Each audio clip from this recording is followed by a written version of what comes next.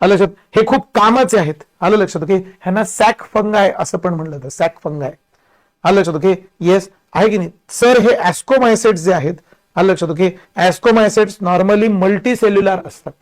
आलं लक्षात? Normally multi cellular म्हणजे काय सर? म्हणजे बहुपेशीय असतात. Okay, yes. ह्यांचं बेस्ट एक्झाम्पल आहे तर पेनिसिलिन तयार करणारे जे बॅक्टेरिया आहेत, बॅक्टेरिया म्हणजे जे फंगस आहेत, आलं लक्षात? ओके, ते वाले आहे की नाही, त्याला पेनिसिलियम असंच म्हणलं जातं. त्या फंगसचं नावच आहे पेनिसिलियम आणि ते पेनिसिलिन तयार करतात. पेनिसिलियम. ओके, हे बॅक्टेरिया एक एक्झाम्पल सांगितलं. दुसरं आपल्याला युजफुल असणारे जे यीस्ट असतात हे पण या ऍस्कोमायसेट्स मध्ये येतात.